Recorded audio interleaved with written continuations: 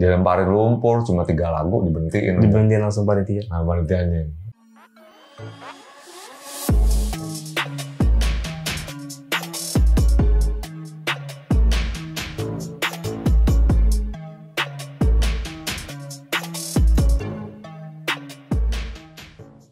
Welcome to Street Talks.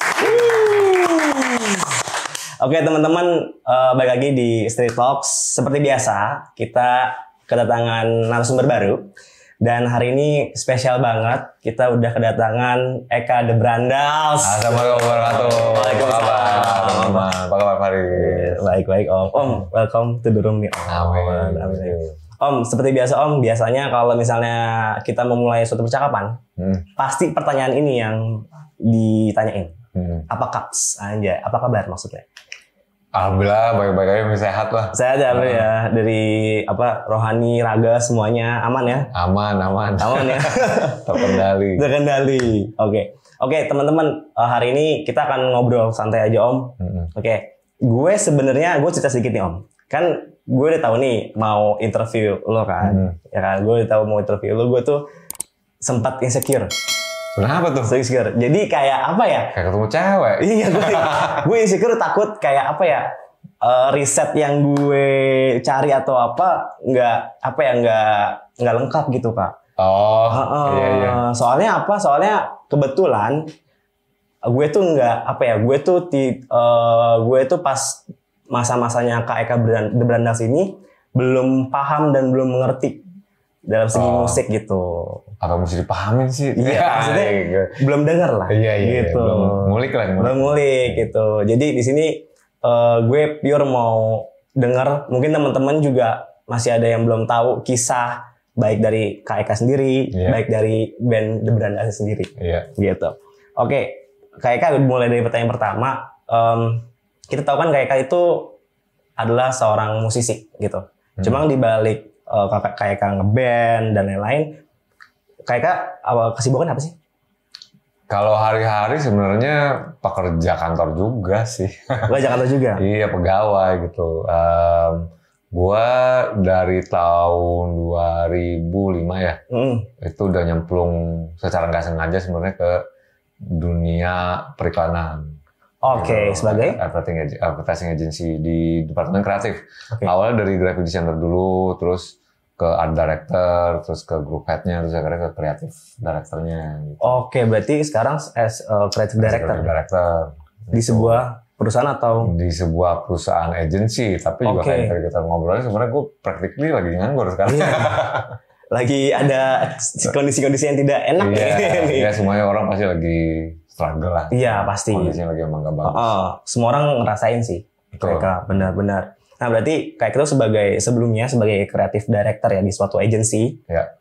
Yep. Tapi setahu aku nih kayak ini lulusan seni murni gak sih? Seni murni tahun 2002. 2002. Iya. Dari University of New South Wales namanya di Aussie. Sydney, Australia. Oh, oke. Di Aussie. Iya. Tapi sebelum ngambil seni murni udah sempat kuliah lagi atau Trisakti Manajemen. Lulus. Pertanyaan gue Kak. Kenapa ngambil ini lagi? Sebenarnya interest gue dari kecil tuh melukis, ya gambar lah ya. Gambar, oke. Gue hobi banget gambar. Dari SD tuh udah sering dikirim jadi perwakilan SD gue dulu di Menteng 03 Pagi, namanya Jalan Cilacap Menteng dulu. Jadi sering udah kirim kayak kompetisi menggambar siswa SD se-Jakarta dan menang mulu. Sempat ikut Piala Patino Siding, menang gitu. SMP juga sempat gitu. Dikirim-kirim buat perwakilan. Jadi memang suka gambar gitu kan. Tapi selepas SMA pas mau kuliah itu bapak gue tuh kan tipikal kelas pekerja patriarki tahun 80-an itu ya. Di mana persepsinya lo kalau mau berkarir ya lo kerja gitu. Kehidupan gue tuh garisan turunan keluarga gue itu kelas pekerja. Yang gue lihat dari kecil bapak gue tuh pagi-pagi pulang ke sore naik Vespa keringetan kerja jadi pegawai. Jadi yang gue tahu kehidupan laki itu mesti kayak gitu. Oh gitu. Berarti diarahinnya memang kayak gitu ya? Dia akhirnya ini kan gue sebagai lo mau punya karir yang benar. Kayak gitu. Bener dalam artian yang idealnya tuh lo jadi pegawai kantor gitu. Atau PNS gitu sih zaman itu. Iya, pokoknya kantor lah. Kantor lah intinya. Lo jadi pekerja lah gitu. Nggak ada tuh aspirasi lo bisa jadi seniman atau jadi apa gitu. Karena kita ngomongin tentang orang tua tahun 80-an ya. Kayak gitu. Dan juga memang pilihan karir lo sebagai anak muda belum banyak dulu. Kayak gitu. Lo kok nggak dulu anak 90-an ya, kalau nggak kuliah manajemen, bisnis, apa, akuntansi, gitu aja ya. Kayak gitu. Jadi nggak ada tuh yang orang mau milih ke seni apa kemana. Gue waktu itu ngomong mau masuk IKJ, gue bilang gitu kan. Oh sempat udah pengen gitu. Gue mau ngelukis di mana ya, nyari tanya-tanya ke IKJ. Bapak gue ngomong apaan tuh lo? Jadi gembel lo. Gitu. Oh gitu, responnya kayak gitu. Iya, ngapain IKJ lo mau jadi gembel lo kata gitu kan. Jadi kayak gitulah. Ya akhirnya menurut dia persepsi dulu Indonesia negara pariwisata, jadi lo pilihlah ke pariwisata ininya. Akhirnya gue malah dimasukin ke manajemen transport. Manajemen transport Trisakti. Iya. Tapi setelah lulus itu sempat kerja dulu kayak Kak atau langsung nerusin? Enggak. Jadi tahun 98 gue lulus. Terus ditawarin ke lanjut ke luar negeri. Oh itu ditawarin? Ya, jadi ini panjang, ada ceritanya lagi nih. Oke. 97 Indonesia Krismon.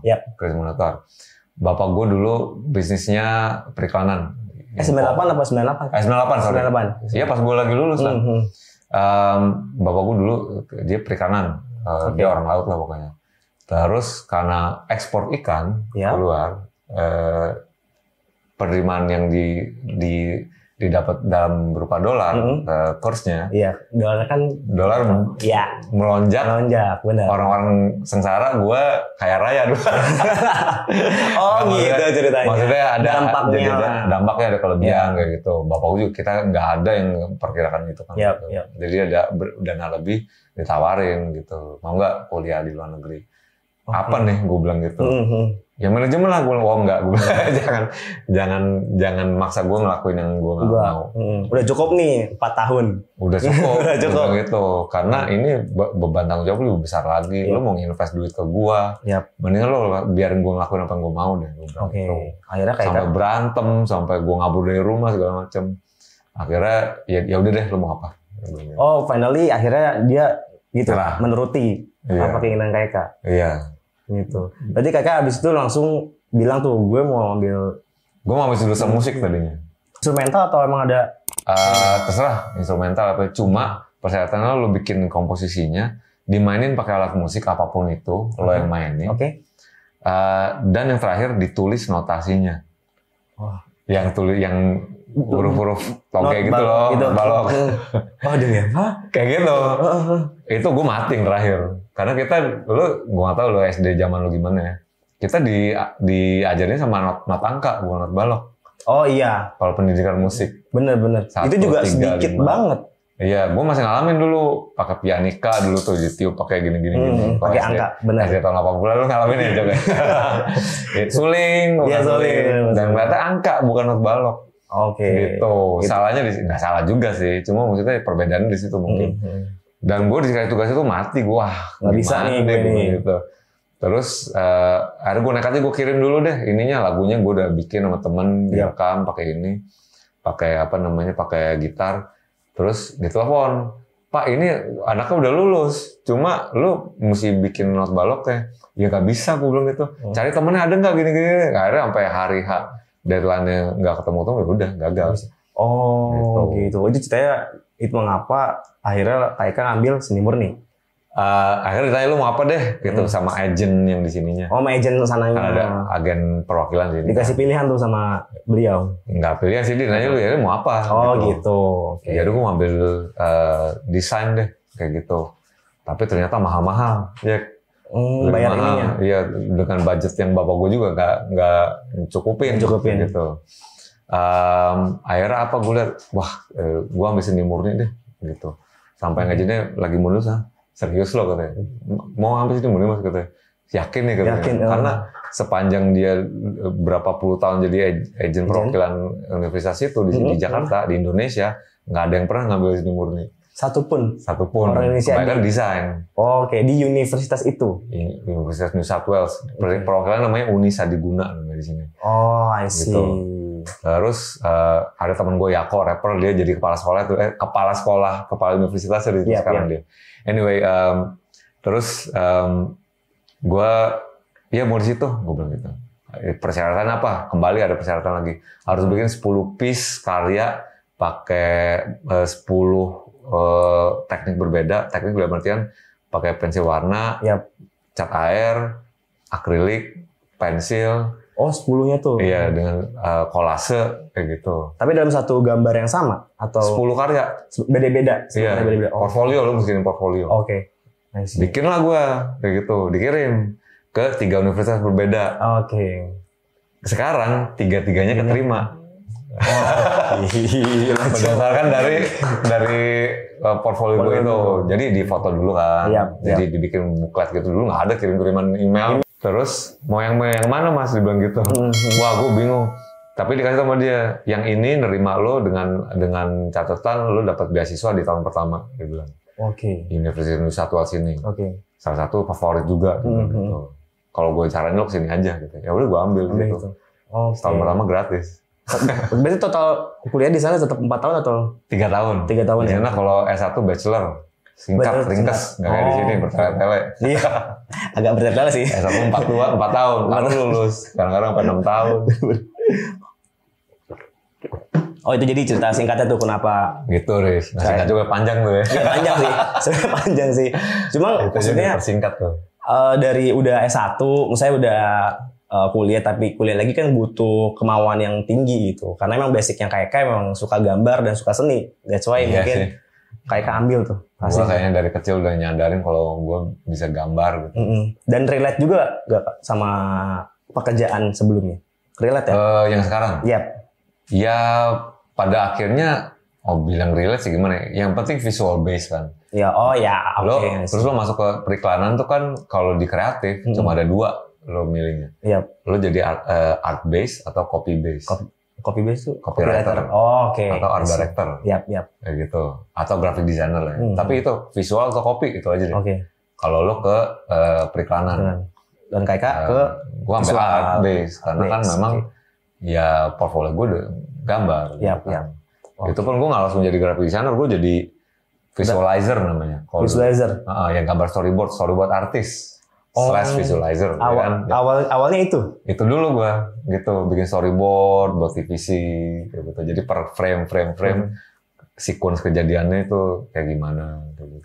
Lebih tricky gak sih zaman dulu tuh buatnya sama kayak zaman sekarang atau sama aja proses tricky dalam artian gimana storyboardnya? Maksudnya kan sekarang teknologi udah makin masih dipakai kok.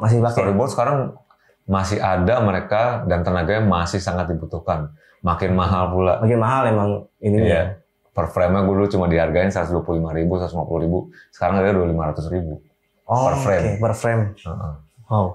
Kayak gitu. Itu talar sih. Tapi kalau yang BW bisa 300-an. Oke. Gue langsung ini kali ya, berpindah haluan ya. Canda-canda. Kayak gitu. Kita selanjutnya masih. Budgetnya ada gak lo? Canda guys. Oke, Kak Eka, mungkin kita akan ngobrolin tentang perjalanan musik Kak Eka nih. Ya.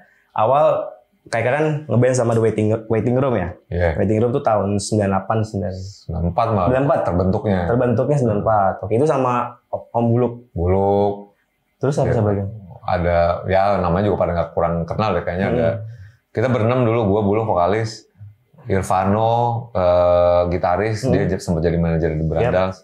Ada Juan Rosid namanya, dia teman gue tapi dia sekarang udah sempat melanglang buana jadi A&R perusahaan rekaman lah gitu. Sekarang dia megang salah satu bukan provider apa namanya, startup video content service. Ada Ibob basisnya dan Chandra drummernya. Chandra ini sekarang udah jadi Kepala Tata Kota Palembang. Kepala Tata Kota Palembang. Wah. Cepet banget. Manajemen landscape Kota Palembang dia yang megang. Oke, berarti Kak Eka apa basis? Gua vokalis. Oh, vokalis Kak Eka.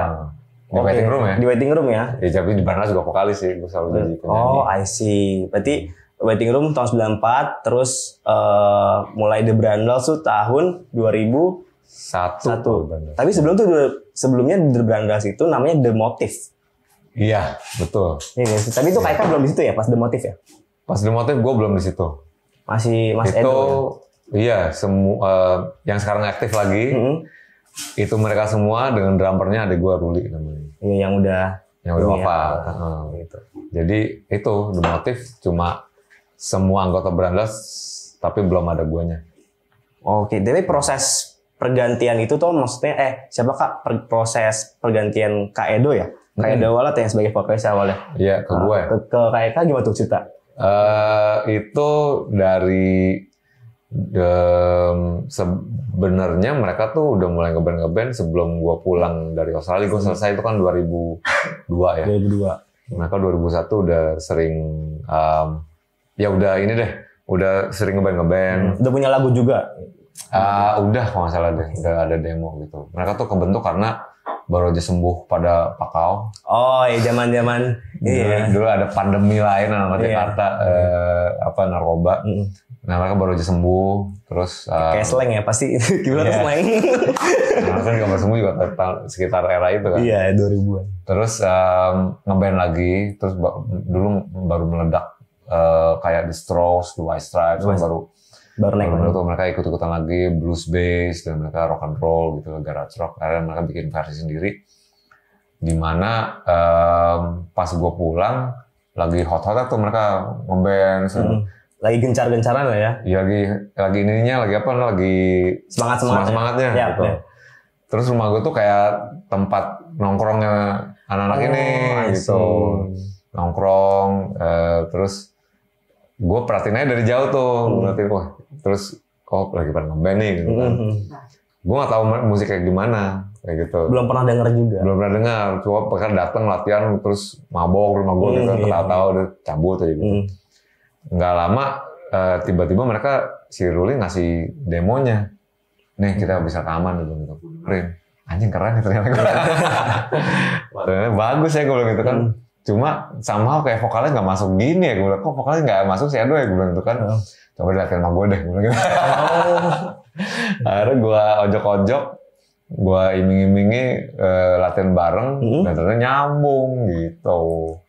Dan pada akhirnya kayak Edo anaknya juga intinya kayak, wah sparks nih, chemistry gitu kan. Pas gue nyanyinya lagunya keren, mereka juga, wah lu nyocok lah vokal lu ya gitu kan. Akhirnya ya udah. Jalan aja kita, gue bilang gitu sama Edo ya selalu gimana lo sama si Edo tuh bilang. Gitu. Akhirnya dia ngomong gitu, Dok, yang ini kita hold dulu ya, kita The Motive-nya di hold dulu. Di hold dulu atau ya kita jalannya coba gue bikin band baru lagi namanya Eka. Kayak si Edo gimana ceritanya kita. Dengan personel yang sama ya, cuma beda vokalis. Terus udahlah kalau gitu bubar aja, ngomong berhenti kata si Edo gitu. Gitu. Terus akhirnya udahlah. Dari situ udah jadi The Brandals. Oke, ini baru tahu nih. Iya. Prosesnya itu. Si Edo bikin The Safari kan. Bikin, tapi vokalis juga. Si Edo vokalis juga. Gitu. Sama anak Bogor, dia kan tinggal di Bogor. Oke. Berarti tapi perbedaan referensi musik dari The Motive sama The Brandals tuh beda atau kurang lebih sama? Beda. Dia dulu masih ya itu ngikutin ledakan tren The Strokes, White Stripes gitu kan. Kalau The Brandals sendiri? Yang waktu itu, kalau gue kan lumayan, maksudnya gimana ya, gue ngulik lah kalau musik gitu, ngulik, dan gue bisa dibilang librarian, dalam artian gue koleksi musik, gue gimana ya, udah kayak jadi, gue tuh udah kayak darah. Iya. Gue bangun tidur, ngapapun itu selalu ada musik di background gue. Pasti kamar full poster tuh. Sekarang sudah enggak. Sama juga, ya gue nggak bisa ngebayangin gue nggak ada musik itu aja sih. Iya sih, benar. Terus akhirnya gue bawa lagi nih. Oh lu demen The Strokes gitu. Kalau demen The Strokes lu mesti denger ini. Dan kita latihan jamming manggung, mabok terus siklusnya. Lahir lagu-lagu itu. Oke. Tapi ini ada, gue baca di sosial media bahwa referensi musik ini benar gak Om ya? Saya valid gak nih? Referensi musik The Brandals itu dari Rolling Stone, Sex Pistols, The Clash. Iya gitu. Itu. Bener ya? Ya maksudnya gini, kalau dibanding sama apa yang mereka dengerin di era itu, lebih baru kan. Lebih baru benar. Makanya gue ajak lagi ke, yuk dengerin yang klasiknya. Kayak gitu, di mana sumbernya berasal. Sebenarnya Ruli, anak-anaknya sudah dengerin juga. Sex Pistols, The Clash gitu, mereka ngelaluin fase ledakan punk rock di Jakarta pertama kali tahun 90-an, Nirvana gitu kan. Iya, itu gila banget sih kayaknya ya. Iya, zaman dulu tuh. Itu album penting menurut gue, Nevermind. Sama Red Hot Chili Peppers, Blood Sugar Sex Magic, terus dulu Sex Pistols keluar kompilasi judulnya Kiss This. Tahun 1992 tuh menurut gue tahun penting tuh buat skena musik Jakarta. Seperti halnya di dunia lah gitu. Mereka ngalamin itu gitu. Jadi ya udah dengerin ini aja, gue bilang, daripada yang baru-baru gitu. Terus gue kenain lagi yang lebih predated-nya lagi, yang sebelumnya lagi gitu. Dan diakumulasi jadilah itu. Dan memang pada akhirnya gue bilang, untuk simpelnya lo band kita begini deh, pertemuan antara punk sama blues. Di combine tuh. Iya, jadi gue dulu sama mereka gue ajak, gue brainstorming, gue ajak kita pikirin yuk gimana nih, jadi jangan cuma ngeband doang lo, gue bilang. Iya. Bikin karya gitu, jangan cuma ngeband doang. Jadi waktu lo invest juga ada hasilnya gitu kan. Yuk kita bikin konsep ini seperti apa, gue bilang gitu. Karena gue belajar juga The Clash, Sex Pistols itu orang lihat kan cuma band itu, cuma di baliknya ada konseptornya, Malcolm McLaren, Bernie Rhodes gitu yang ngebikin image-nya gitu kan. Kak, ini waktu itu kan gue sambil ngulik-ngulik tuh ya. Gue nemu satu fenomena atau kita sebut tempat lah, namanya itu Bar Bibis. Iya. Panjangannya apa? Bar Blues. Bar Blues. Yeah. Oh, Bibis itu Bar Blues. Bar Blues. Di Menteng. Iya, betul. Di Menteng ya. Menteng. Iya. Wah, itu kalau nih teman-teman kalau lihat, coba deh searching deh kalau lihat itu ada The Brandas main di Bibis. Itu Jimmy udah ngomongnya udah ngen. Iya betul. Udah tototan itu. Itu gua kepo dah, Kak. Maksudnya keadaan saat itu, zaman itu di main pas Brandas main di Bibis gimana tuh? Itu era-era itu yang gue bilang ada selang 2 tahun antara 2001 kebentuk sampai 2003 kita rilis tuh, itu jadi medan tempur kita kayak gitu. Ya maksudnya manggung dan salah satunya di Bibis yang paling sering, paling rutin gitu. Itu bar sebenarnya dari tahun, gue nggak tahu tahun berapa, mungkin tahun 70-an ya. Karena udah ini banget, udah gedung tua. Udah gedung tua. 3 lantai, terus kecil, sumpek, bau. Tapi itu tempat paling enak kalau lo mau bersenang-senang. Iya. Dia 3 tempat yang biasanya 3 lantai, lantai 2-nya yang lantai live musik itu lantai 2 sampai lantai 3. Gue biasanya dulu dari zaman kuliah, dari sebelum event tahun 97-98 lagi sering-seringnya tuh ke lantai 3 untuk lihat live musiknya tiap Rabu malam sama Jumat malam. Rabu malam reggae sama Mas Tony Q. Ya. Jumat malam blues. Dulu ada temen namanya Rama Satria Klaproth namanya. Dia kalau nggak salah bapaknya itu salah satu owner atau investor di Bibis itu. Jadi gitu, Rabu malam reggae, Jumat malam ngeblues. Itu datang tuh. Terus mungkin satu-satu tempat di mana lo bisa ngegelet tanpa harus khawatir. Itu emang gokil. Itu gila, itu bebas banget sih. Gue ngeliat kayak yang sekarang sama kayak yang dulu kayak langit bumi ya. Wah, beda banget coy. Beda banget. Yang bener jadi inspirasi lah. Itu aja ntar jangan kayak gitu lagi. Tapi ya itu dulu lagi kuliah. Terus tahun 2001 itu gua pulang ke Jakarta 2002 lah ya. Lihat kayak anjing nggak ada skena musiknya dulu kan. Di mana nih tempat gua dulu, di mana ada band-band indie bisa manggung di Poster Cafe, di M Club, dan musiknya nyampur-nyampur, ada hardcore, punk, indie, beat pop dulu kan, sama grunge, metal. Kok nggak ada sekarang, di mana gitu? Yang ada malah band-band yang di TV lah, ska dulu, ska ya. Bentuknya udah mutasinya udah aneh gitu.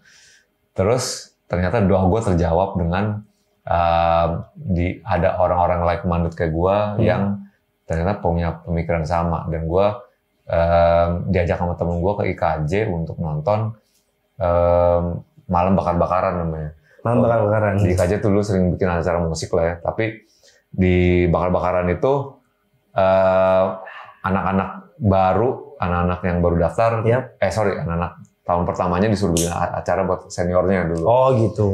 Di IKJ tradisinya kayak gitu. Di situ gue ngeliat banyak band lah ya, punk segala udah biasa tuh kayak gitu, metal lah, Britpop. Cuma ada satu band yang naik, ini aneh nih dari awal nih. Vokalisnya udah pasti mabok. Kebunku apa? Bukan, dari jalan bolak-balik. Dia aja kan lo kalau manggung pasti dicatat sama penontonnya. Lo itu tes mental kalau manggung di KJ. Karena lo abis dicatat sama penontonnya. Lo belum jadi band kalau belum manggung di KJ dulu ya tapi ya. Karena sama anak dramanya, band apaan lo? Wah, mental lo di-downin pokoknya. Tapi kalau lo maju terus dan malah berani, baru oke lo di pro mereka. Nah ini orang kayak gitu dicatain balik, lo kayak gitu makanya lo kenapa lo pokoknya gitu udah mabok. Gue orang siapa pakai celana ketat merah, baju kutungan, rambut jambul, Jimmy Mutaza sama Upstairs gue anjing. Terus gue tuh begitu dia main jegar New Wave kan, New Wave dia campur post punk rock. Gue nganga anjing ada band kayak begini di Jakarta ya gue bilang gitu kan. Waktu itu belum ada tuh band kayak Interpol, Hot Hit atau apalah yang The Killers gitu. Belum ada di radio, belum nongol. Belum nyampe lah ke sini. Ya di sana juga belum ada. Belum ada ya, iya. Mereka belum keluar itu. Kita ngomongin tahun 2002 ya gitu. Oh itu kondisi 2002 tuh. Iya, 21 sorry, 2021 akhir. Gue sempet sebelum lulus kan sempat liburan kesini kan. Gue ngeliat kayak anjing ada band kayak begini di Jakarta kayak begitu kan. Habis itu gue kenalan sama dia kan. Ternyata si Jimmy dulu nama bandnya Be Quiet gitu, ya. Damar. Lah kita kan sering manggung dia bilang sama Waiting Room. Lo lebih ke top aja dia bilang. Gue dulu Damar doang gitu. Anjing keren coba lo gini. Terus lu datengin ke Bibis dia bilang gitu. Sering manggung di situ. Ada temen gue Yunis yang bikin acara. Ya udah gue situ. Wah ternyata disitulah tempat anak IKJ manggung. Gue langsung kebakar gitu kan. Bertepatan dengan si Ruli bikin Lebaran itu. Akhirnya gue aja mau di situ. Berbarengan di malam itu ada Seringai manggung. Oh di situ di Bibis? Di event itu. Oh di event itu. Seringai manggung yang mungkin yang pertama gue nggak tahu deh. Seringai manggung. Saja Makat manggung di Upstairs. The Miskin sama Berandas 5 band itu yang pertama yang gue ingat manggung tuh di Bibis itu di acara situ itu tapi itu udah manggung kedua Berandas karena Berandas pertama kali manggung di KJ gitu dikasih jalur masih Jimmy lo coba nih anak-anak mau bikin minggu depannya lagi gitu. Oh baru tuh Berandas main tuh waktu itu pas-pasan pas lagi baru kebentuk kita gitu. I see. Ya udah dari situ dan Bibis jadi rumah pertamanya kita tuh pokoknya longgar, cuma tinggal nelfon siapa nama lupa gue PR dulu mau bikin acara dong, ya udah bikin aja kira-kira. Cuma sesimpel itu bikin acara, cuma nelfon, udah tiketing, yang penting bar gue laku minuman, udah kelar gitu. Oh gitu. Alat dari situ. Itu pas zaman itu Om, kalau misal informasi publikasinya itu lewat mana Om? Kalau ada gigs nih di Bibis. Baru ada Friendster dulu. Oh udah ya Friendster ya? Pamflet. Bikin, fotokopi. Udah Photoshop dulu, Corel Draw. Corel Draw, terus bikin situ, fotokopi, baru deh. Oke, itu selalu penuh sih. Ya guys ya. Ya juga, maksudnya tempat sekecil itu mau nampung berapa banyak sih gitu. Tapi emang sekecil itu maksudnya dari ruangan ini 2 kali ruangan ini kali? Iya, di lantai 2-nya segini 2 kali. 2 kali? Kayak gitu. Ini di sini pojok sini alat band, pojok sini meja DJ. Sini penonton. Kayak gitu. Lu bayangin itu nge-cramming sekitar 200-300 orang. Sauna gitu. Lo pegang atasnya tuh keringet tuh, air, temboknya. Tapi lo pakai jaket tebel hitam waktu itu. Gaya dong. Harus. Jenggotan. Rohis disebutnya ya. Kalau sekarang mungkin jadi Rossi ya. Rossi apa tuh? Apa yang di Fatmawati?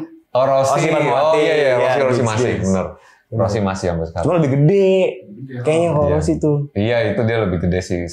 Yang di bawah ya, ada satu ya. Lebih gede. Itu lebih kecil dulu, sumpah. Iya, udah videonya. Gitu. Cuma ya gitu, karena kenapa yang nonton teman semua, kayak gitu kan. Terus jadi udah saling kenal. Celah-celahannya masih dibawa tuh. Karena mereka sama Rika aja juga yang manggung. Dari situ mulai lahir The Adams, White Shoes di situ manggung pertama kali. Gue yang bikin acara tuh, gue inget banget. Dia gitu. Cuma sehari Rio, coba berempat deh mereka. Ya pasangan itu siapa? Ricky, Mela. Belum ada John. Mereka dulu cuma berempat doang akustikan. Ricky, Mela, Sari sama Rio. Karena mereka pasangan berdua kan. Makanya disebutnya White Shoes and the Couples Company. Gitu. Oke, berarti band-band yang tumbuh dari Bibis itu Sigit dari Bibis ya? Sigit enggak, Bandung. Oh, di Bandung ya? Sigit, Teenage, Destar, Bandung. Yang dari situ tuh The Adams, White Shoes. Siapa lagi? The Miskin, Saja Makat. Gue lupa ya. Tapi Straight Answer pernah manggung situ kan? Ya kayak. Straight Answer lebih lama lagi. Oh, lebih jauh loh. Straight Answer angkatan Waiting Room. Dia tahun 96 terbang. Pantes Bang Aca tuh legend juga tuh kalau bilang tuh. Katanya kurang perut teh. Iya. Bang Aca teman makan sekarang. Sudah sempat di vlognya. Udah ya. Oke, berarti tadi itu ya. White Shoes, The Adams. Jadi siapa lagi ya? Banyak. Rockefeller. Banyak deh. Yang di Bibis tuh. Kan dibikin ininya. Jakarta Sekarang kompilasinya. Kompilasi Jakarta Sekarang. Oh, di dokumenter gitu dibuat. Ada album kompilasi namanya Jakarta Sekarang, dirilis sama Aksara Records. Itu khusus ngedokumentasiin band-band Bibis angkatan itu. Oke. Gitu. Nah, pada masa let's say tahun 2001 ke atas, Kak. 2002 2003 gitu ya. Itu The Brandals lagi sering-sering manggung tuh ya. Iya. Itu kira-kira kalau dihitung dalam sebulan tuh berapa kali manggung dia, Adams? Brandals. Dalam sebulan itu weekend aja sih. Kita itu mencapai peaknya pas kita rilis album kedua 2004-2005. Rilis album kedua judulnya Audio Imperialis. Di situ ada single 24 lewat. Jadi soundtrack film Lobby Luna. Meledak tuh album. Itu baru gue ngerasain namanya, hidup musisi kayak begini. Gitu. Dapat profit ya? Dapat profit ya gitu? Dapat profit? Iya. Dapat enggak. Bukan lifestyle-nya. Lifestyle ya? Gitu. Oke. Gue udah bareng kerja tuh. 2005 gue udah mulai kerja di Ogilvy. Jadi gue double life gitu. Kita cuma bisa ngambil tour di weekend aja. Udah sepakat sama yang lain. Karena yang lain juga kerja, pegawai juga. Jadi kita mau ngambil tour di weekend aja, berangkat Jumat, pulang Minggu, dah kayak gitu. Paling bisa digeser ke Senin dah, atau Kamisnya udah berangkat gitu.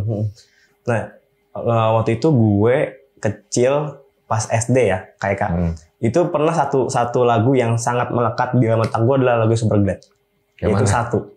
Oke. Iya, itu kayak masif banget sih Satu itu. Gue kayak itu anthemnya Superglad. Anthemnya Superglad itu Satu itu.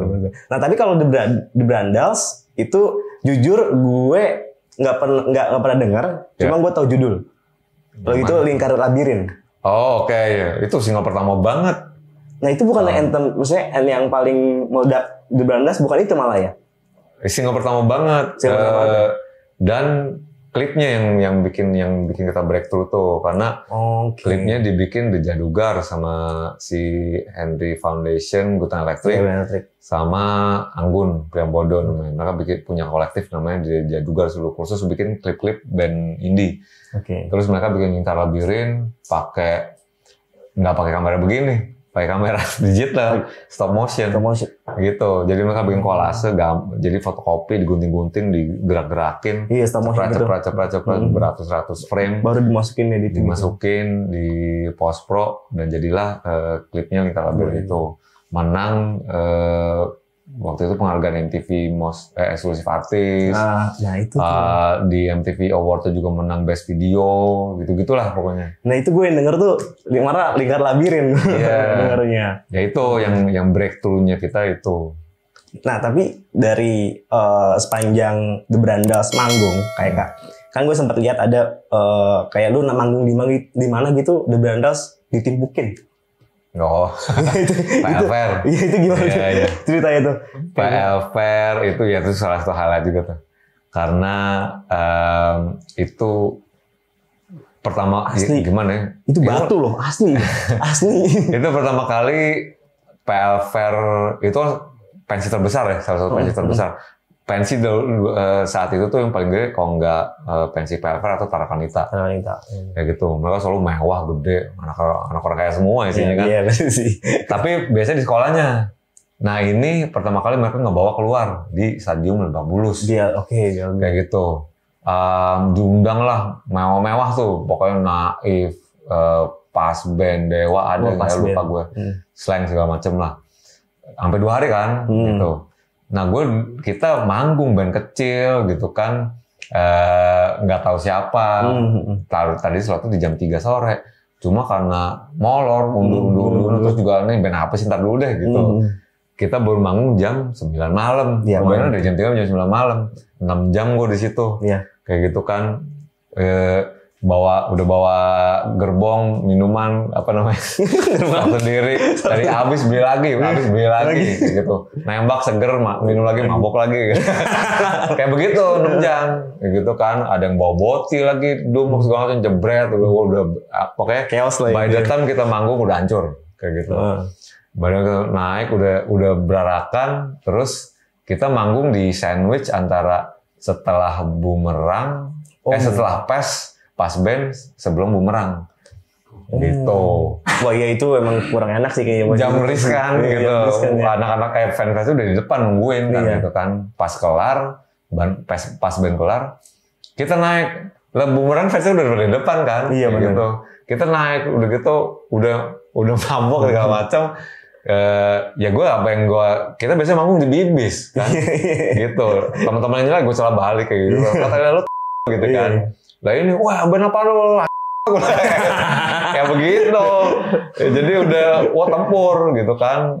Gue udah nggak salah, gue nggak perhatiin nih mau di stadion mau gitu ya belum nyala gue salah balik gitu aja. Gue bisa manggung kayak begitu gitu kan. Udah habis itu. Hujan lemparin, band apaan lo, band lagu nggak ada yang kenal gitu kan. Abis lah pokoknya. Udah gitu kita juga ini waktu itu kalau nggak salah konsepnya militeri apa gitu ya. Si PL-nya kan selalu ada konsep. Kita datang pakai jadi abri yuk. Beli baju ke Senen, beli baju satpam, beli baju hansip gitu kan. Manggung udah kayak tentara gitu. Jebret. Dilemparin lumpur, cuma 3 lagu diberhentiin langsung panitia. Nah panitianya. Gue turun tuh, itu band-bandan udah pada asem banget ngeliatin kita kan. Karena kenapa? Alat-alatnya habis ketutupan lumpur. Zaman itu lagi mewah-mewahnya industri musik dalam artian tiap band kalau manggung gue mesti bawa drum. Sebagai simbol prestisnya gue. Gue gak mau pakai drum panggung, gue mau bawa drum sendiri. Show off gitu lah ya. Ada 6 set panggung, Naif, apa, siapa. 6 set, apa, drum gitu? Drum set? Kok panggung sih? Drum set. Drum set 6? Iya. Jadi dari kick drum itu kelihatan tuh, ini Naif, ini pas band, ini apaan gitu. Lumpur semua udah. Iya asem sih. Asem tuh. Habis kayak gitu kan. Udah gue turun, manajer orang pada ngeliat bandnya pada wah ini apaan sih saya kaget. Cuma habis itu kayak ya udah berlalu kayak gue suruh bikin surat permintaan maaf. Kayak gitu lewat email tapi. Karena maksudnya salahnya KK adalah KK membalas celaan itu ya. Iya kayak gitu. Tapi gue udah sadar itu juga gue diceritain. Iya, paham gue paham itu. Gue ngapain sih gue bilang itu kok kayak begitu gitu kan. Karena besokannya manajer gue kok gila lo ya gitu. Lu jangan ngomong gitu, lu juga mabuk gue bilang. Kayak gitu. Ya, tapi gue mesti nyadar, gue tahu lu ngapain, gue bilang gitu. Lu tuh begini. Yang bener sih Le, gue bilang gitu kan, si Leo kan namanya. Ya kayak gitu. Ini kita mesti bikin surat email permintaan maaf nih, gue bilang gitu. Lu bikin dah, gue bilang. Oh ini chaos banget sih itu, gue liat ini. Videonya ada tuh, baru dicari tuh. Chaos banget. Nah, kalau The Brandas ini udah kurang lebih kan 20 tahun lah ya. Iya, tahun ini 20 tahun. 20 tahun ya, lebih. Nah, belum lama itu rilis single. Iya. Belum padam. Iya, tahun kemarin pokoknya ya lumayan produktif lah kita. Lumayan produktif ya, tahun lalu. Nah, itu kalau dari single Belum Padam ini, kalau dari The Brandas sendiri, message yang pengen dikasih ke listener itu apa tuh? Kayak Kak? Iya udah tua tapi masih inilah. Masih berapi-api gitu. Tua keladi makin jadi. Nggak jadi juga. juga. Berarti itu aja ya, maksudnya ada message tersendiri gitu. Sesimpel itu aja ya. Karena gimana yang kita juga ya ngeliatin pergerakan, seneng banget ngeliatin pergerakan generasi musisi baru sekarang kayak gitu, kayak band yang tadi kita sebut gitu kan. Mereka udah jauh lebih advance. Mereka udah sadar kalau ngeband itu nggak cuma ngeband doang, tapi gue juga bisa jadi mata pencarian di sini. Mereka udah bikin manajemen, bikin tim strategi sosial media. Iya udah kayak gitu.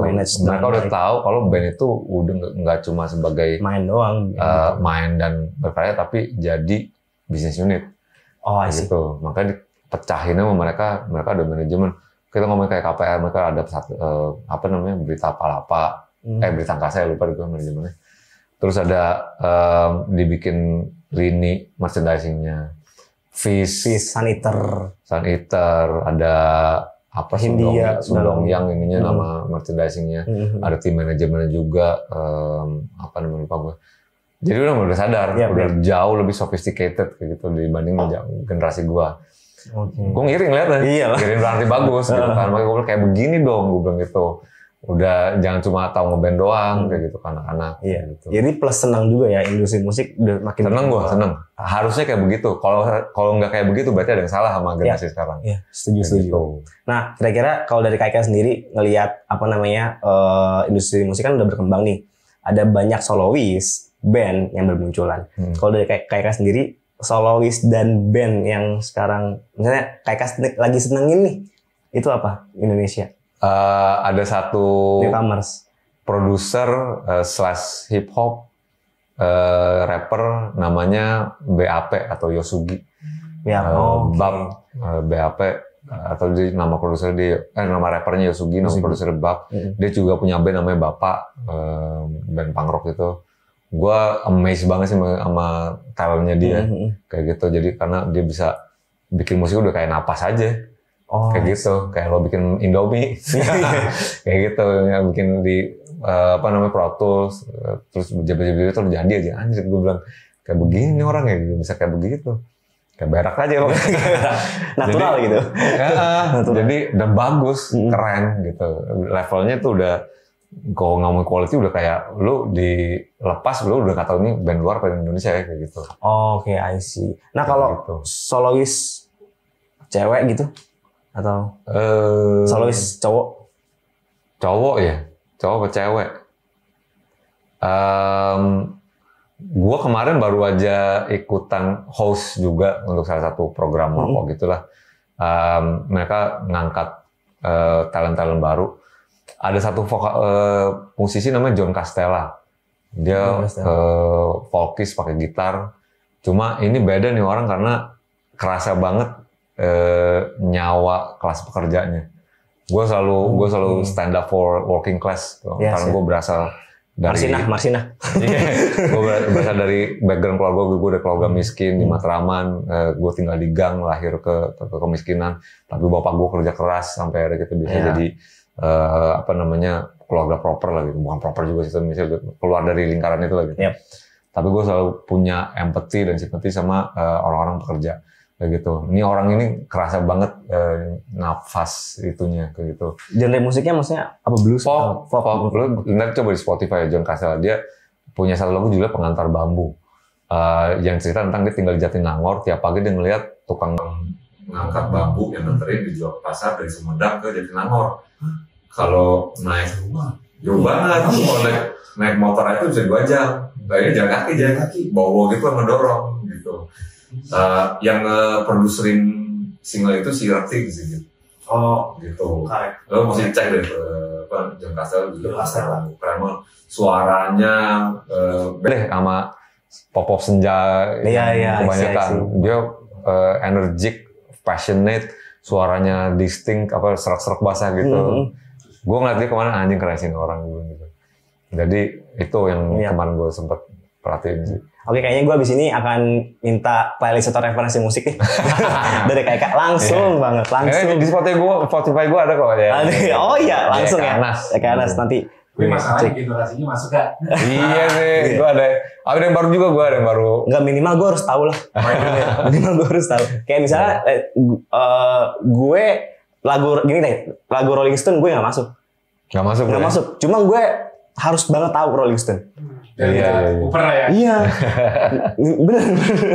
Apa ya? Kayak Nirvana, kayak Red Hot Chili Peppers gitu kan. Bokap dulu sering banget kayak anjing gua kata bokap lu berarti ya. Tapi katanya bokap lu tahu kan? Tahu. Bokap gua 73. Ya beda 3 tahun bang gua. Bokap gua 75. Masya Allah anjir.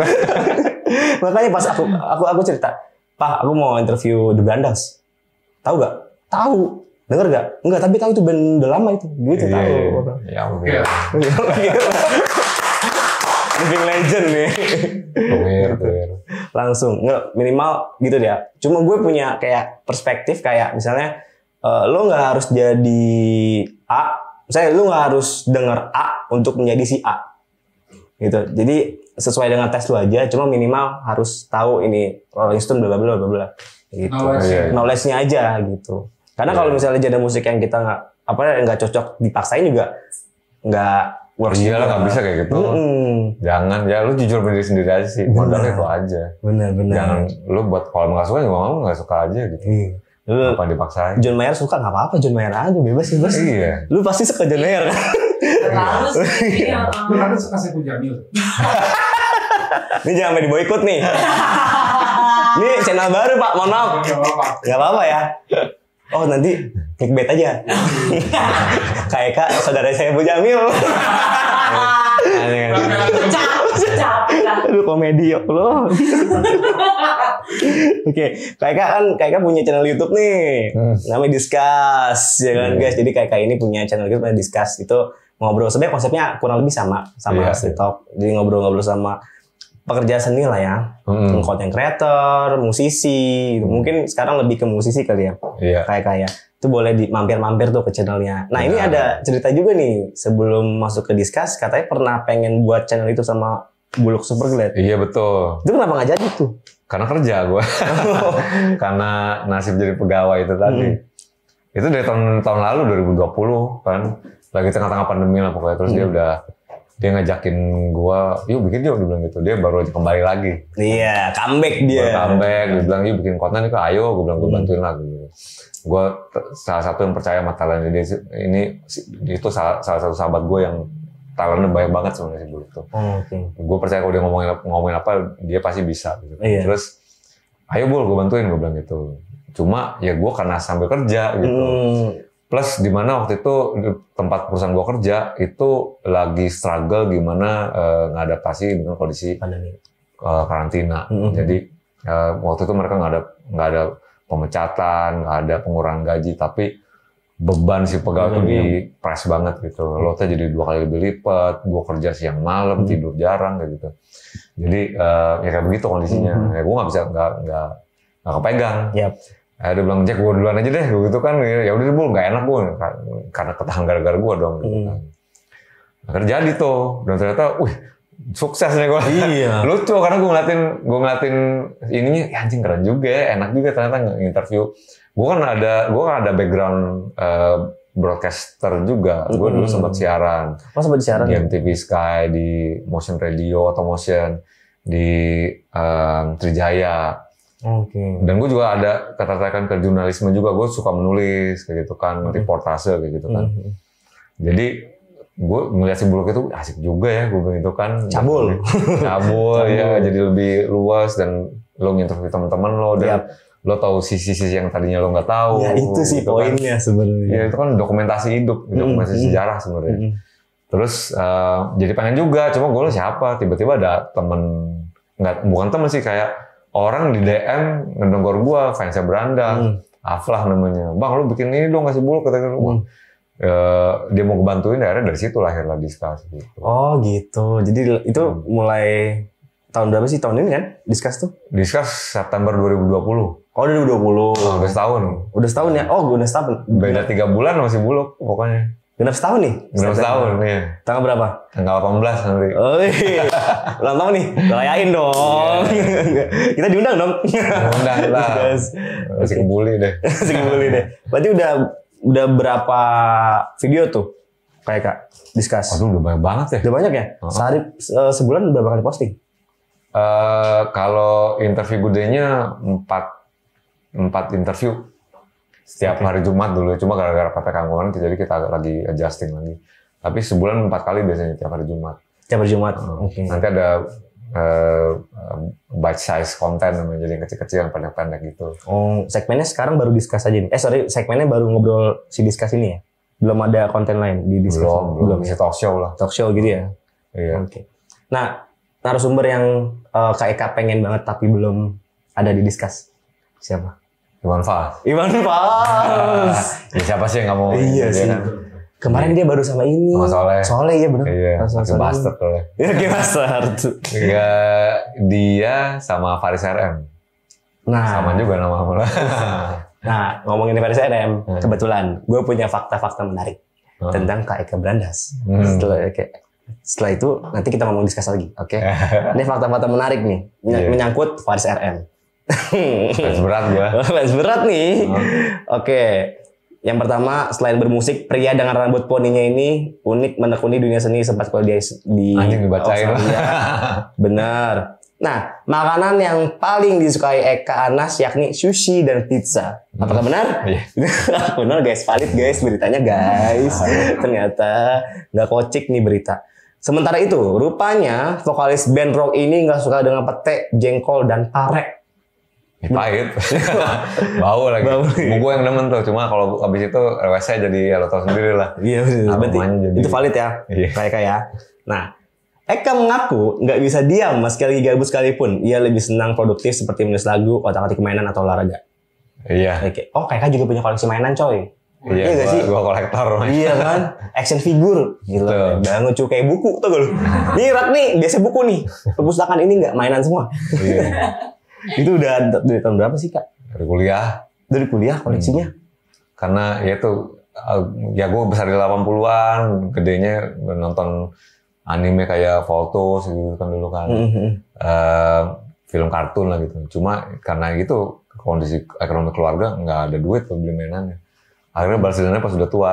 Iya, pas sudah kerja dan udah jadi sendiri baru deh hunting, beli. Tapi itu hitung investasi gak sih kalau kayak itu gitu? juga.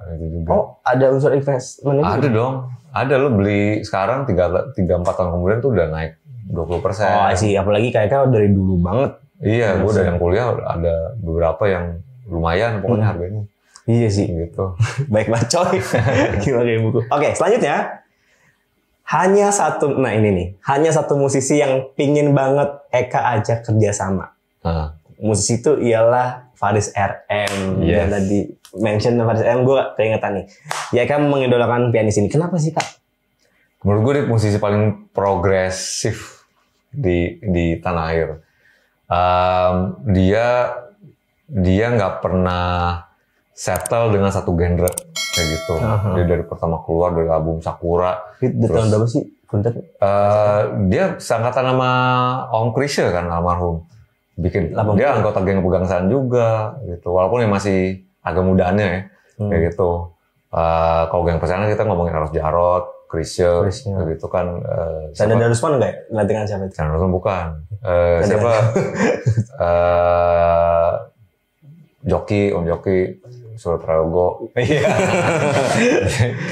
Dia gitu, banyak almarhum lah gitu. Nah dia mungkin agak juniornya dikit gitu. Cuma udah sering main sama mereka gitu kan. Tapi di umur itu dia udah ngerilis album-album yang menurut gue breakthrough dan belum ada yang berani ke situ. Dia udah bikin jazz influence kayak Selangkah Kasebrang kayak gitu. Basicnya jazz ya, Faris RM?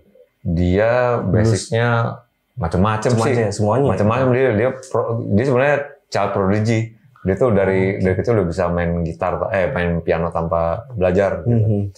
Terus apalagi ya? Dia ya gitu tadi tiap rilis album beda-beda. Sakura ada nuansa Jepangnya, Barcelona ada nuansa Spanyolnya, kayak begitu. Dia juga aus dengan eksperimen bikin band trance kayak gitu kan. Banyak proyek kayak gitu. Dan itu tadi selalu nge-push dinding eksperimen gitu. Dia nggak pernah settle dengan puas dengan satu titik. Tiap ini gue bisa apa lagi ya? Bikin lagi. Dan dia juga ngakuin dia ngambil modus operandi berkaryanya sama David Bowie. Itu salah satu itu ultimate favorit gue juga. Dimana David Bowie juga kayak gitu. Gue nggak mau dikotakin jadi satu kotak, tapi gue pengen terus eksplorasi terus, bergerak terus gitu. Itu yang gue suka dari Faris RM sih sampai sekarang. Iya. Tapi belum ada, maksudnya belum ada jalannya nih emang, atau belum ada waktunya aja? Iya, sebenarnya waktu itu udah pernah ketemu sih. Gue udah ketemu dia, kita udah ngomongin mau bikin kolaborasi, dan gue bilang sama dia, gue nggak mau gue bikin lagu lu cuma nyanyi doang ya. Gue pengen kita duduk bikin lagu bareng kayak gitu. Sikat, gue bilang, ayo berangkat, katanya gini bilang gitu kan. Cuma kemarin kan ada kasus tuh, sempat kuliah lagi, kan kayak gitu. Jadi keputus lah di situ. Terus kemarin gue sempet cuma reconnect lagi, tapi sekarang udah ada layer manajemen lah segala macam, jadi gue nggak bisa langsung ke dia lagi gitu. Jadi Om Faris kalau nonton, tolong Om kontak gue lagi, nomor gue masih sama. Oke, Om Faris ayolah. Iya. Tapi sekarang jadi harus lewat manajemennya kayak gitu-gitulah. Terus dia kemarin baru aja kena COVID, udah masih. Cuma kayaknya lagi agak-agak hati-hati berkontak sama orang gitu.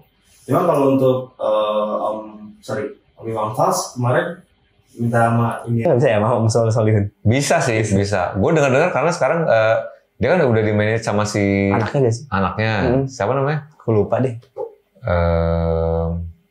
Cikal. Dia udah di-manage sama Cikal. Tadi kan istrinya, cuma sekarang mungkin istrinya udah istirahat dioper ke si Cikal. Cikal ini anaknya ini banget kan, millennials banget gitu. Dia tahu siapa pemain-pemainnya, kontak-kontak siapa. Dan dia mulai ngebuka pintu buat bapaknya untuk kolaborasi kayak gitu. Makanya dia kalau bisa sama Danila lah, masih ini sih itu kayak gitu. Dan gue dengar kabar kalau lewat Cikal udah bisa sekarang. Kalau emang mau dong kolaborasi dan ada karya apa gimana lah kayak gitu. Oh iya, kita tunggu guys. Lu mau kenapa enggak lu juga? Enggak, aku tuh bukannya nothing ya, cuma gimana ya? Iwan Fals itu kemarin lu tau nggak? John Castella itu yang gue interview kemarin, dia merupakan bagian dari kolektif namanya Serikat Idola Remaja. Tahu Serikat Idola Remaja? Iya kan? Itu baru banget kan? Ya kan dia punya lagu sama itu kan? Sama Iwan Fals, bener. Gitu, dia nge-propose ke Om Iwan, minta bikin lagu ini. Akhirnya di-okein, Om Iwan suka, malah lagunya jadi. Iya. Jadi menurut gue bukan masa kecil apa enggak, lu mau apa enggak gitu. Iya sih. Cuma nggak tahu sih Om Iwan Fals kayaknya agak picky juga sih kalau. Benar sih, benar. Dia mungkin lewat Cikal itu nanti lo assess dulu lo tujuannya ngapain, apa bentuknya, konsepnya gitu. Iya. Gitu. Cuma kenapa enggak? Kenapa? Salahnya gitu. Salahnya ya. Baik coba. Udah tulus gitu. Nah, tapi satu lagu yang paling Om kayak suka Iwan Fals apa? Satu lagu ya. Satu lagu aja yang paling, kan lagunya banyak, gue juga banyak suka banyak. Satu lagu yang paling banget. Kayak suka. Itu kayak lagu masa kecil gue semua ya, apa ya? Gue dulu deh. Belum ada judul. Sama. Sama. Kalau nggak Ibu. Ibu ya. Iya. Tapi belum ada judul, gila sih itu. Iya. Wah, itu sakit sih. Gue kalau mikir anjing nih orang bisa bikin lagu kayak begini ya, gue gitu kan. Kayak The Brandas tuh Synchronize 2019 nanggung kan? Ya kan? Berapa? 19. Iya.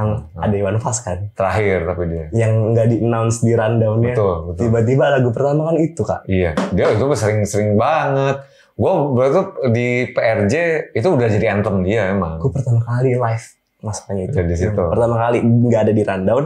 Itu kita nungguin Om Leo berkaraoke. Apa ya? Gue lupa deh. Gue lupa itu. Nah, tiba-tiba pernah kita kayak familiar nih suaranya nih, Pak. Mohon maaf. Pas gue lihat, wah gue kayak nangis, juga nangis. Gila, itu. Tiap kali dia bawain lagu itu, tiap gue denger lagu itu nangis gue. Asli. Kayak gitu. Itu nonton juga kayak kan? Nonton. Iya. Itu sakral sih itu lagu. Sakral. Cerita tentang dua persahabatan. Udah gitu somewhere along the way mereka drifted apart. Gitu. Tapi yang satu yang satu berhasil, yang satu enggak. Jadi ngiri. Dan yang satu berusaha untuk reconnect lagi gitu kan. Itu pasti setiap orang pernah ngalamin persahabatan kayak gitu pasti anjing gue banget nih gitu. Oke, berarti kita sama ya. Iya. Judul. Sama ibu gue. Sama ibu ya. Kalau aku sama ini. Api menjalar dari sebuah kapal. Celotehan camar. Oh, oke. Tampo Mas. Iya. Itu buat yang lama tuh. Iya, Bintaro kan. Iya. Kereta itu tuh, gue suka. Iya itu album itu juga kok apa namanya 8510 ya, yang ada buku ini aku pinjam. Buku ini ya, Iya kan, ibu juga di situ. Ibu di situ ya. Terus apa lagi ya? Pesawat tempur, kalau nggak salah di situ juga kan. Di satu album itu ya? Itu album monumental sih buat gue liris waktu tahun 88 gue satu SMP tuh. Itu gue dengerin dari ujung-ujung anjing keren banget nih orangnya gue. Asli. Alumni IKJ juga kan? Alumni IKJ kan? Iya. Tapi nggak lulus. Nggak lulus. Iya. Nggak lulus. Dia itu tuh anak kolong sebenarnya orang tuanya tajir. Bapak itu kan jenderal. Iya ya jenderal ya kalau salah ya. Pokoknya militer TNI. Tapi dia nggak mau ini. Dia milih hidup di jalanan. Di struggle sendiri sih itu. Iya. Amiwan. Cool, keren banget. Nah, ada pertanyaan lagi nih, Kak. Kan tadi guys jangan lupa nonton discuss-nya dari Kak The Brandals nih. Amin. Nanti di sini kasih ini ya. Iya. Itu ada banyak beberapa musisi Indonesia juga yang udah semua. Justru itu sebenarnya gini, Kak. Maksudnya kita juga gue terutama dalam generasi gue ya. Gue pengen tahu cerita atau referensi musik yang belum pernah kita tahu dari mereka. Kayak gue dengerin lagu yang sekarang, lagu-lagu yang gue di playlist di Spotify, itu berdasarkan obrolan, misalnya dari Ngobam, referensi, ya kan, dari Cabul, dari Ngobrils. Seabsurd itu cuma ngobrol malah yang ngerokok, tapi dapat referensi musik dari situ. Iya. Itu yang kita perluin sebenarnya. Iya. Dan thank you banget buat teman-teman, terutama juga kayak Kak, teman-teman musisi yang buat konten kayak gitu. Oke, applause dulu dong. Ada tangan enak loh. Ada supporter. Cuma ini kurang rame, Kak. Biasanya rame. Supporterku biasanya rame. Nah, Kak, aku mau tanya nih. Kalau perspektif Kak terhadap perkembangan dunia musik di Indonesia saat ini tuh kayak gimana? Oh iya, kayak gue bilang tadi, udah canggih ya, kayak gitu dengan melimpahnya arus informasi, dengan dipermudahnya resource dan juga infrastrukturnya untuk produksi musik, ngeduplikasi, ngedistribusi materi lo. Kalau nggak semaju ini, gue bilang itu ada yang salah berarti. Ada yang salah ya berarti. Gitu. Tapi menurut gue udah seideal kok, udah seperti ini. Mana menurut gue kita korban dari monopoli industri musik global. Gitu. Karena ya ada beberapa faktor sih, tapi salah satu juga karena kita bukan negara yang appreciate musik dengan baik menurut gue. Gue ngomongin tentang pembajakan gitu lah ya. Itu udah basi ya gitu kan. Cuma sekarang imbasnya adalah persepsi industri musik global tuh nggak ngelihat area kita Asia Tenggara itu sebagai market yang viable gitu. Karena kalau mereka ngelempar produk nggak ada yang beli di sini. Kayak gitu. Beda kalau ngomongin sama kayak Jepang misalnya. Gitu kan, saking istimewa mereka emang kulturnya dididik untuk apresiasi buat seni, produk sendiri. Ya bukan produk sih, apresiasi buat seni lah. Mereka dijaga, di preserve banget. Anak mudanya diajarin berkesenian segala macam dan mengapresiasi. Jadi mereka kalau ngelihat seni itu sesuatu yang mesti, gue mesti nge-appreciate dia. Therefore gue ngebeli produknya kayak gitu. Cara biar si musisinya bisa thriving, bisa sustain, ya gue mesti bayar dia. Setuju. Jadi kultur itu tuh udah terpatri di situ mereka dari dulu. Beda sama negara-negara Asia Tenggara. Mungkin juga dari faktor ekonomi karena kita mungkin lambat untuk catch up-nya gitu. Tapi kita nggak besar dengan kultur lo mengapresiasi seni dengan segitunya. Bahkan kita juga tahu sekarang kan budget buat berkesenian dikat-katin, bukan primary sama badan kreatif kita bukan ini utama, dikat-katin. Kesejahteraan musiknya juga nggak di ini. Jadi imbasnya kayak begitu.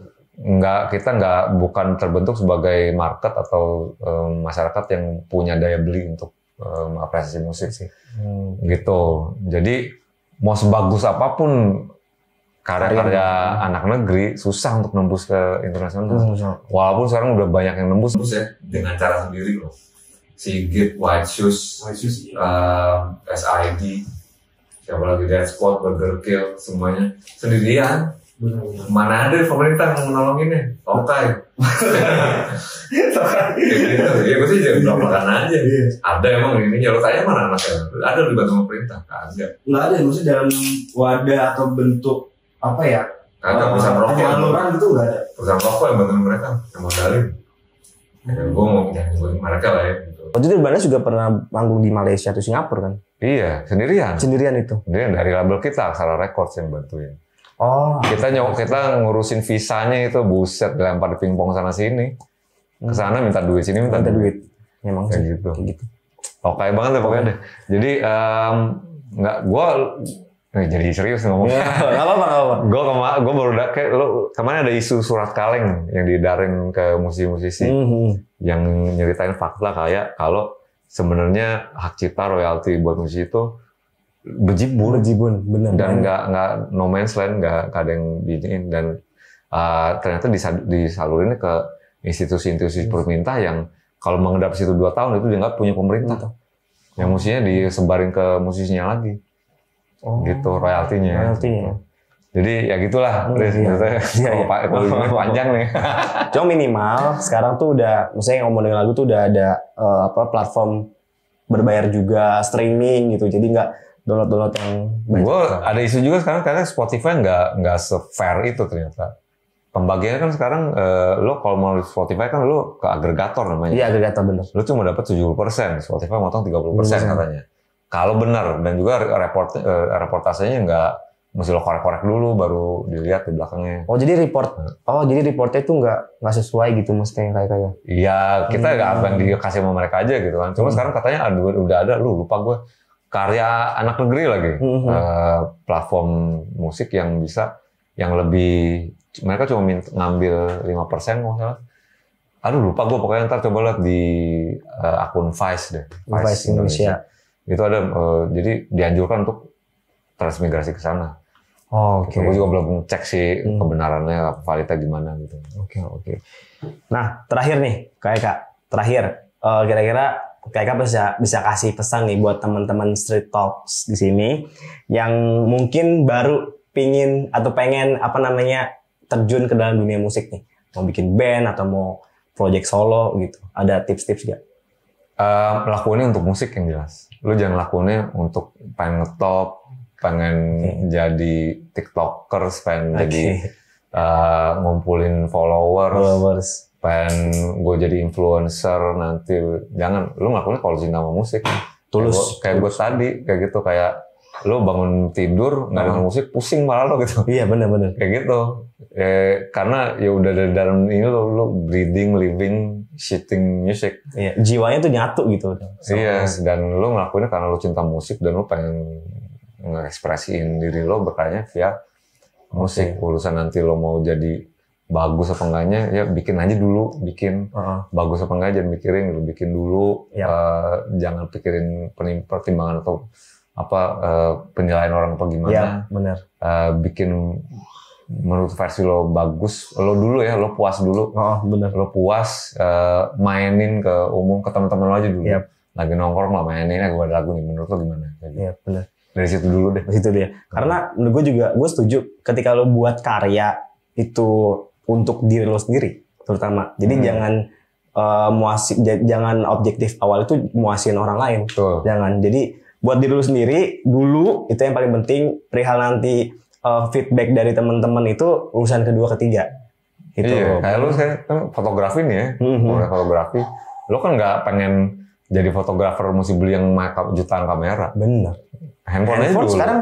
Dan yang penting kan apa? Gambarnya coy. Bukan alatnya bagaimana. Yes. Taste-nya. Story-nya. Kayak gitu. Man behind the gun. Nah, that's right. Sama kayak fotografer juga kayak gitu. Jangan terpaku ke hasil ntar gimana ya, nggak kayak kamar di LSR, tai kucing, buat apaan lo, miskin duluan, mikirin alat dulu gitu. Kita pakai handphone aja dulu, gitu. Fotografi itu buat capturing momen kan, itu intinya. Kayak ngedokumentasiin momen, itu aja dulu lo tujuan lo. Oke. Guys, jangan lupa, if you never try, you never know gitu ya. Jadi buat dulu, pokoknya produce dulu apapun yang pengen lo buat, apapun yang lo pengen bikin. Pokoknya insya Allah lah, pokoknya kalau misalnya itu emang jalan lo, semua akan follow lo. Betul. Oke. Guys, kayak Kak, kita mau ngucapin banyak terima kasih. Sama-sama, udah mampir ngobrol-ngobrol ya. Gue plus deg-degan dari tadi, udah sejam kita ngobrol, cuma gue masih deg-degan gitu. Gue maaf kalau ada salah-salah guys gitu. Banyak ngopi kali tadi. Oke, Kak, terima kasih banyak. Sama-sama, Paris. Thank you teman-teman semuanya. Thank you. Sampai ketemu di lain waktu. Kak. Oke, teman-teman, gue Faris pamit undur diri dan Kak. Assalamualaikum warahmatullahi wabarakatuh. Sukses. Sampai jumpa di Street Talk selanjutnya. Bye-bye. Bye.